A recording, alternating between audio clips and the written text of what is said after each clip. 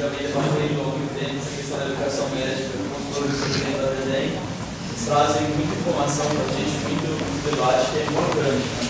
A contribuição que eu vou tentar dar aqui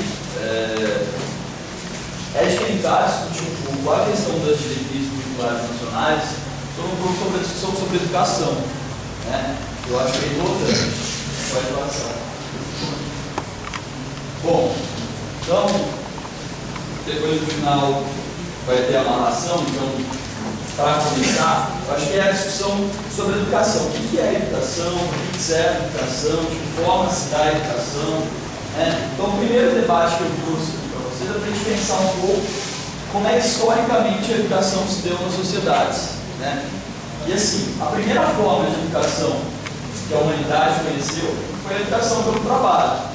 Ou seja, né, antes de existir escolas, né, porque às vezes a gente vê uma escola, acha que as escolas sempre existiram. Né? A gente começa a ver as coisas na materialidade, na concretude da vida e acha que elas sempre existiram. Mas nem sempre existiram. A universidade nem sempre existiu, a escola nem sempre existiu.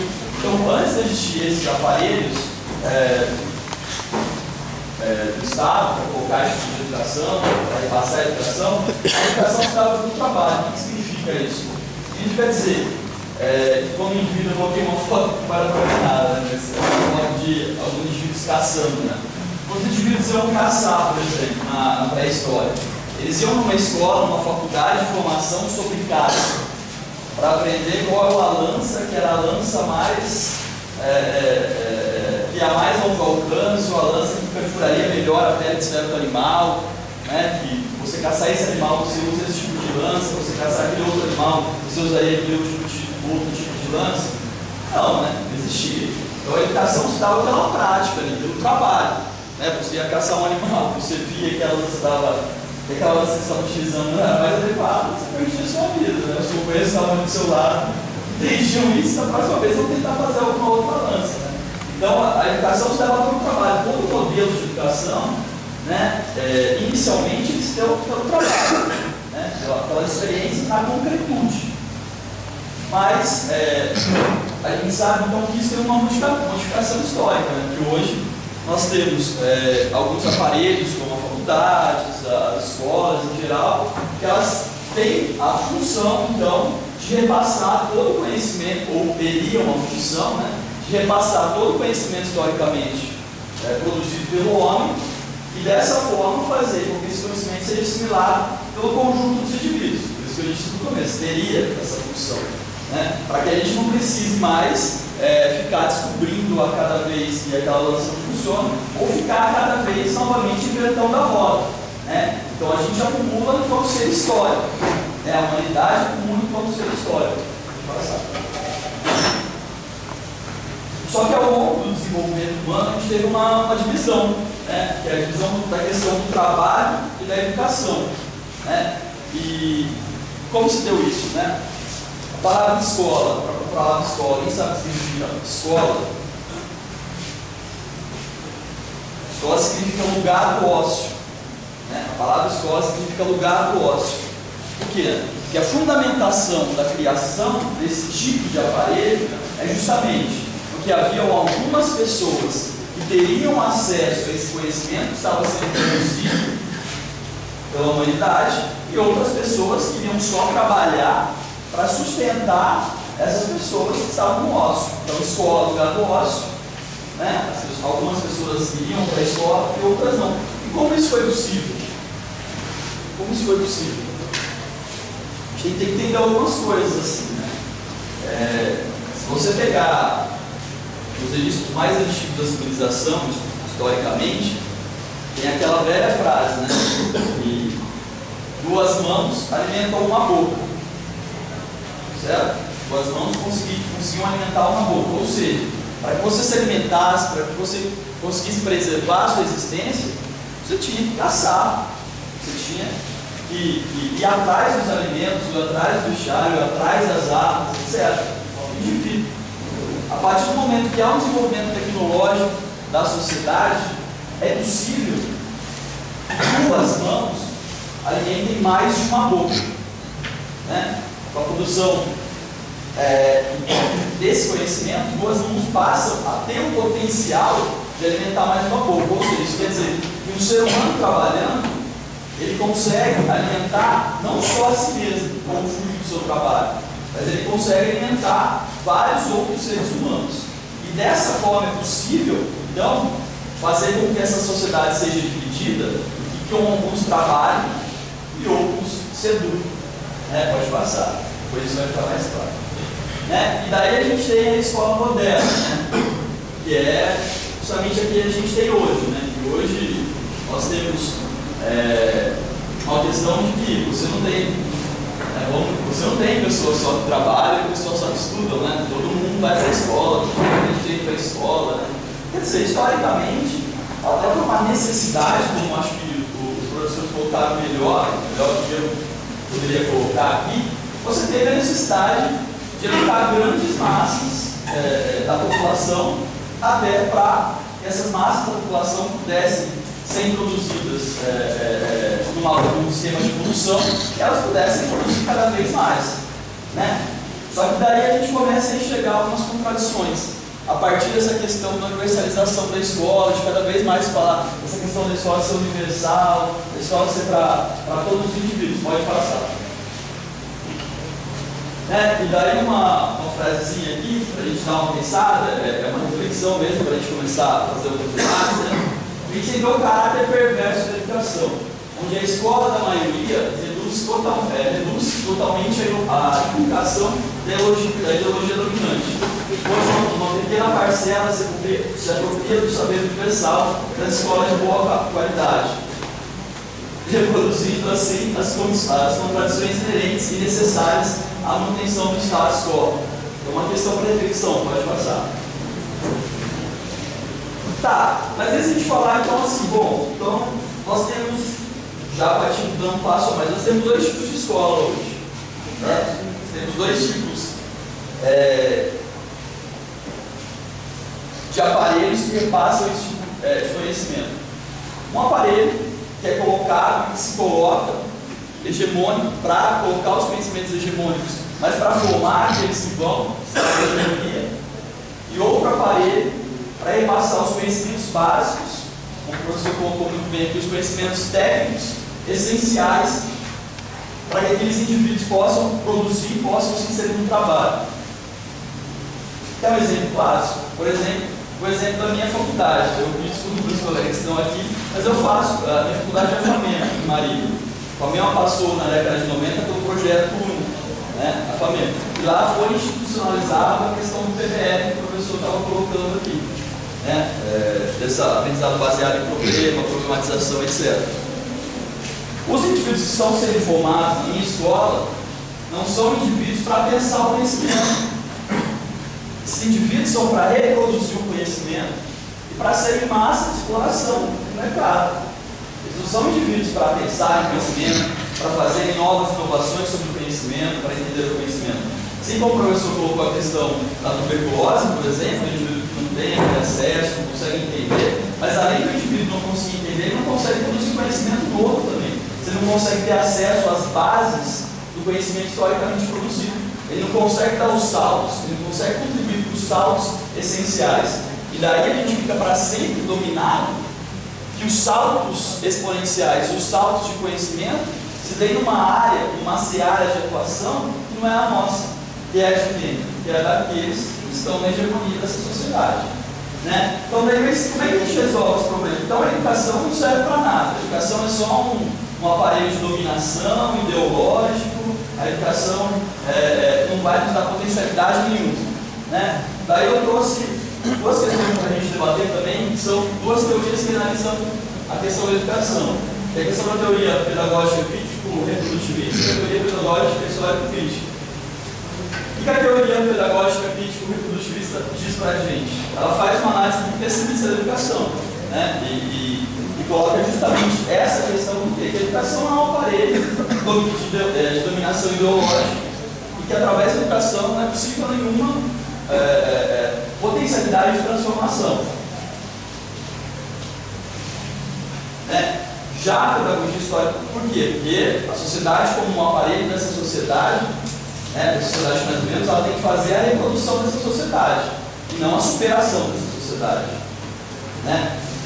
Já a pedagogia histórico-crítica, ela diz o quê? Bom, essa sociedade que a gente vive, ela é determinante sobre a educação. Ela é determinante sobre a educação.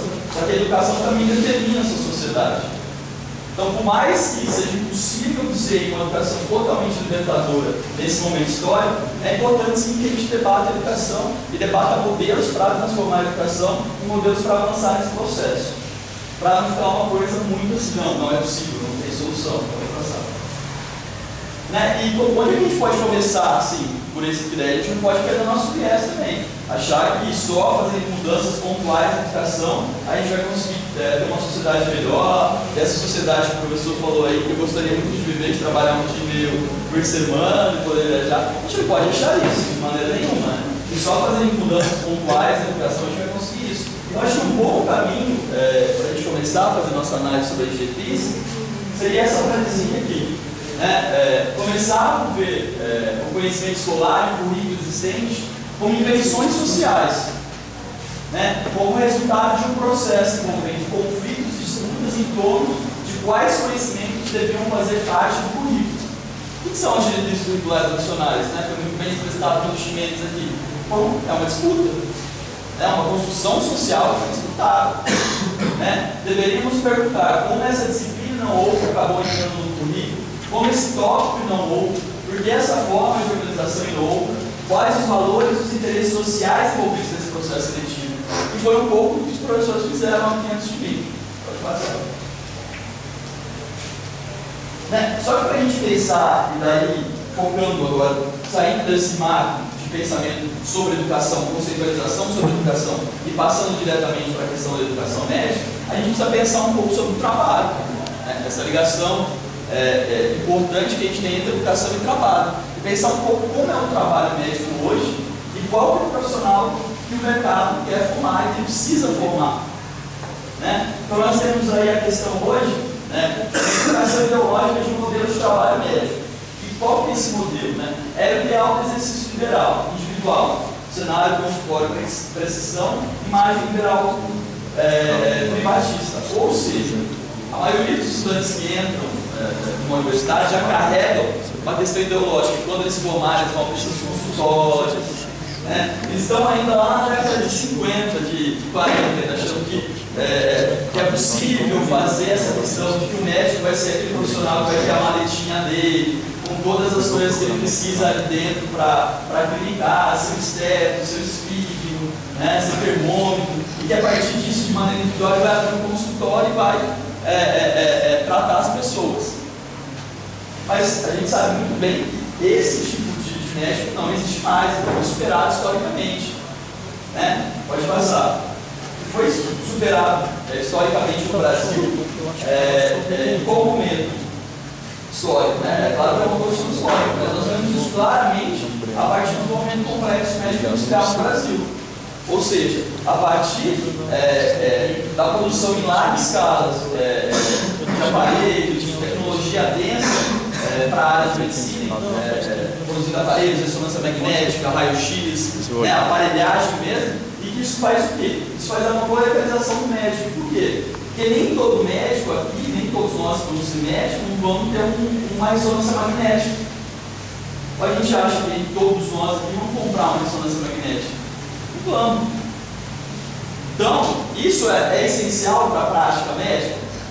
É essencial para a prática médica, tendo o desenvolvimento colocado hoje histórico do conhecimento de medicina. Só que nem todos nós vamos poder comprar essa ressonância magnética. Então, o que vai acontecer? Nós vamos ter que começar, perante o desenvolvimento que se fez na medicina, a enorme quantidade tecnológica que existe hoje, nós não vamos ter conseguido ser proprietários de toda essa tecnologia particularmente. Então, nós vamos precisar de quê? Precisar vender a força de trabalho, precisou começar a vender a força de trabalho. Isso é que gerou a precarização do trabalho e a proletarização do médico, ou seja, o médico vira uma força de trabalho como qualquer outra e tem que se vender a sua força de trabalho e ser explorada nesse mercado. E o que a gente tem de educação médica dentro dessa conjuntura? Né? E daí eu estava dizendo sobre nós mesmos, né? Que às vezes é importante que a gente comece a olhar para o nosso próprio. Esse aqui é um trabalho que está bem ruim. Vou ler só as maiores, assim, que as menores não vai dar para ler. Mas foi um trabalho que foi feito com estudantes de medicina para ver o que eles entendiam, né, sobre medicina e etc. Né? E daí tirou algumas reflexões. Né? Ou conhecimento ou nenhum conhecimento com a organização do Sistema Único de Saúde. Acho que é melhor. Só algumas, assim, para a gente ver, pouco conhecimento e nenhum compromisso com a organização do Sistema Único de Saúde, sendo este um fator político e ideológico que tem acompanhado a educação médica, afastando-a também dos estudos de saúde coletiva, prevenção e promoção de saúde, não comprometido com aspectos políticos e sociais que inspiram a busca de soluções para os problemas de saúde da população. Bom, vamos pegar só esses dois, né, e passo o próximo.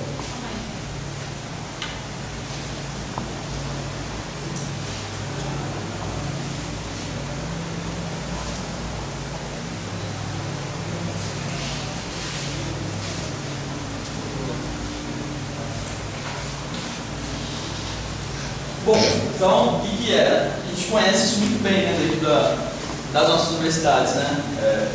A maioria dos estudantes não gosta nem um pouco de discutir saúde pública, discutir sistema de saúde, ou quando a gente faz uma discussão lá no centro acadêmico sobre sistema único de saúde, está lotado, assim, né? Todo mundo da universidade debater sistema único de saúde, nossa, que massa esse centro acadêmico, vão debater SUS agora, né? Ou quando tem as aulas de antropologia lá na universidade, eu falo, nossa, que legal, agora vamos para a aula de antropologia, cara, depois do almoço, né? A galera fica toda fome. Não, vamos para a aula de antropologia, cara, vai ser muito legal, vamos discutir lá, né? É isso que a gente tem na realidade, que é colocada hoje? Não, né? É óbvio, não. E daí a gente tem que discutir um pouco isso, né? E aí eu trouxe aqui a questão das diretrizes curriculares nacionais, que os professores já colocaram, né? Mas só está o comecinho, médico com formação generalista, humanista, crítica e reflexiva. Isso é as diretrizes nacionais para a medicina, comecinho, pode passar, velho. Só que e daí por isso, o começo da discussão foi uma discussão sobre educação mais em geral. Nós esquecemos que o estudante de medicina, quando ele chega para estudar medicina, ele não é um produto bruto. Ele não é um produto bruto que vai ser lapidado dentro da universidade, dentro da faculdade. Né? Para a diretriz nacional curricular falar que só o curso de medicina vai conseguir formar um profissional crítico e reflexivo, que tenha preocupação com o sistema único de saúde, seja humanista. Né? Por quê? Porque já foi até perpassado aqui pelos professores, do que a gente vem discutindo muito nesse congresso, né? A gente sabe que a gente tem uma sociedade hoje que coloca a alienação das pessoas como seu ponto fundamental para a existência dela. Ou a gente acha, se a gente tivesse uma formação para a crítica, reflexiva, desde que a gente está indo agora 2 anos, que a gente já vai para a escola hoje, né? Estou abismado com essas coisas. Na minha época era 5, 6, hoje minha irmã é professora, ela dá aula para criança, dá aula, né? Ela cuida de crianças de 2 anos, 3 anos de idade. A gente acha que desde 2, 3 anos de idade a gente está tendo uma formação crítica, reflexiva, orientada para entender essa sociedade, para entender que a gente precisa ter uma nova sociabilidade, para viver dessa forma maravilhosa aí que o professor colocou, de trabalhar 1 vez e meia por semana. É isso que a gente tem? Pelo contrário. Pelo contrário. A gente tem uma manipulação, uma alienação que não é só feita pela escola, mas a escola é importantíssima nesse processo, porque ela é um dos aparelhos que passam mais tempo fazendo esse tipo de educação ideológica, né? A escola e a mídia. Né? Você pega uma criança, hoje ela fica 8, 6 horas dentro de uma escola, tem educação, pode passar. E daí a gente pega as diretrizes curriculares nacionais, que acho que a gente tem que delimitar, entender aquilo que eu coloquei lá atrás, entender o que está sendo colocado nas diretrizes. Né? Quer dizer, flexível, formar esse profissional flexível. Parece um profissional que se adequa facilmente às necessidades do mercado. O que é formar um profissional generalista? Que você restringe o acesso, ele está restringindo o acesso ao conjunto do conhecimento historicamente produzido. E o que é formar um profissional humanista, né, segundo essa ótica? É desviar o foco da problemática das condições de trabalho do profissional e da programação do Sistema Único de Saúde. Por quê? Porque agora tudo é humanização, humaniza SUS. Né? Então nós vamos resolver o problema do Sistema Único de Saúde, resolver o problema de saúde no Brasil, humanizando o sistema de saúde. Tem coisa mais humana nesse momento histórico do que o SUS? Mas não tem por que humanizar o SUS, o SUS já é humano. Que coisa mais humana diante dessa sociabilidade que é construída hoje pela humanidade do que o SUS? Pode passar. E daí a gente começa a enxergar algumas coisas, né? Flexibilização. O que é flexibilização do trabalhador médico, né? É a precarização, né? É transformar ele num certo... Como é que chama esse bicho? Francês. Frankenstein. Transformar num Frankenstein, quer dizer, uma série de pedaços. O que é uma série de pedaços? O cara trabalha, vou citar o exemplo lá de São Paulo, por exemplo. A gente pega... Tem alguém de festa? Não, tem alguém de festa. Pega esse PDM lá. Não sei se todo mundo sabe aqui, mas a atenção primária em São Paulo está nas mãos do SPDM, né? Atenção primária, é isso mesmo, atenção primária. Né? E o que a SPDM faz? É assim, né? Ela contrata os médicos, geralmente os médicos que acabaram de formar, que acabaram de sair das suas universidades, das suas faculdades. Ela contrata o médico e faz o seguinte, médico, ó, você fica na sua casa, caso seja necessário, a gente liga para você vir trabalhar. Então os notas são assim, que a galera vem e fala, está precisando de um médico lá em tal lugar. Estou mandando uma van te pegar aí. Daí a van passa 5 horas da manhã, pega o médico na casa dele, leva ele para trabalhar, e trabalha, volta para casa. Quer dizer, isso só não é atenção primária, mas o médico hoje ele tem vários trabalhos, em vários locais diferentes. Quer dizer, ele atende um paciente aqui numa realidade hoje, atende outra lá, quer dizer, não tem conhecimento nenhum da realidade, não tem entendimento nenhum da realidade. Pode passar. Daí, nossa famosa Associação Paulista de Medicina, né? Vou só fechar um pouquinho, porque esse aqui é legal, só para a gente conseguir chegar.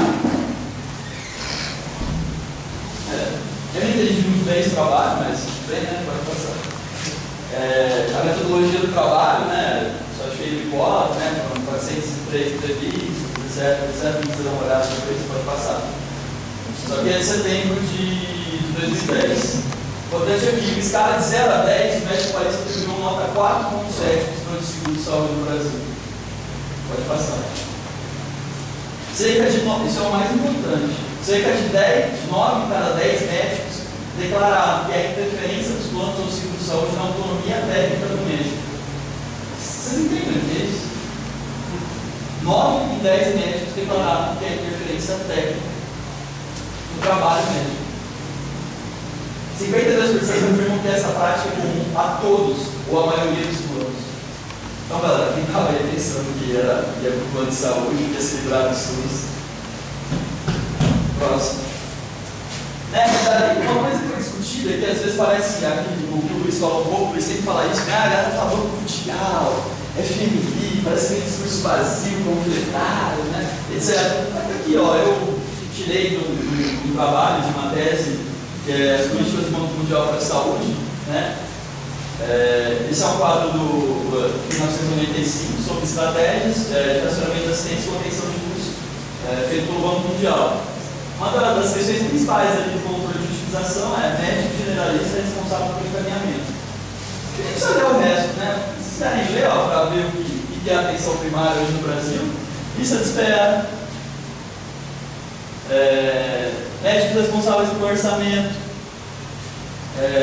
redução do número de leitos hospitalares e tempo de permanência, limitação da tecnologia, do acesso à tecnologia, controle da aquisição da tecnologia, aumento da produtividade, aqui em cima, incentivos fiscais para seguro privado, o sistema público compra mais do serviço privado, transferir um volume maior da assistência para o setor privado, criar mercados internos nos sistemas públicos.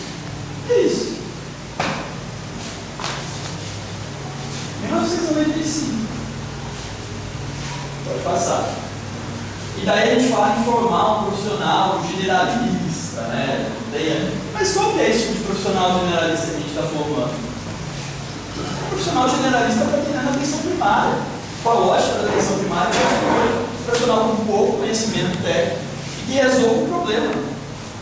É isso. Ele tem que resolver o problema. Ele não tem que refletir sobre o sistema de saúde. entendeu o conhecimento. Não, ele é uma máquina. Ele é uma máquina. Ele é uma máquina. É isso. Ele é uma máquina para tratar cobre. Cobre não precisa ter um tratamento digno. Cobre precisa ter uma máquina para tratá-lo, para deixá-lo em condições de trabalhar. É isso. É feio falar isso, mas é isso. Tem que ser sincero. Pode passar. Humanização. Nossa, humanização. Não sei se vocês estão vendo essa foto. Vamos humanizar. Humanizar como? Humanizar como? Humanizar, entender. Qual que é o sentido de humanização? Humanização é ter acesso àquilo que a sociedade produziu de maior conhecimento, de maior riqueza. Isso é humanização. Isso é humano. Humanização não é dar sorriso.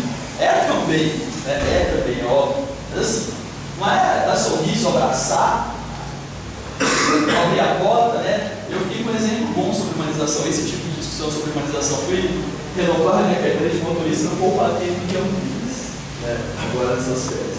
Daí cheguei lá no Poupatempo de Campinas, tem um exame e oftalmológico, né? Tem que ser obrigatório. Cara, nunca conheci um médico tão humano como aquele médico. Muito humano. O cara chegou, o cara estava sentado, o cara se levantou, me recebeu na porta, assim, não, pode entrar, por favor, aí, sentou, tá, sentei, daí ele, não, mas e aí, o que você faz? Eu sou estudante de medicina, não, mas você tá botando aí. Tá, daí você, beleza, tranquilo, tá aprovado, viu? Daí ele assina aqui pra mim, né? Eu fui levantar, não precisa levantar não, ele pegou o negócio, falou assim, assina aqui pra mim, tá? Fui sair, me acompanhando na porta, muito obrigado, não tô sabendo. O cara se foi humano nesse sentido. Nossa, demorou 1 minuto, 1 minuto e meio. Isso é humanização. Vai passar. Galera, acho que é isso para estimular o debate, não vou ficar tomando tempo da galera, mas eu acho que a questão de tentar fazer um encaminhamento ali é a seguinte. Eu acho que nós temos que começar a entender um pouco mais que nós não vamos só discutir educação médica, discutir reforma curricular, discutir as reformas do currículo. Nós temos que entender, sobretudo, que na discussão de educação médica é importante a discussão sobre educação. Qual que é o papel de educação nessa sociedade que a gente tem? De que formas a gente tem para superar esse modelo que a gente tem?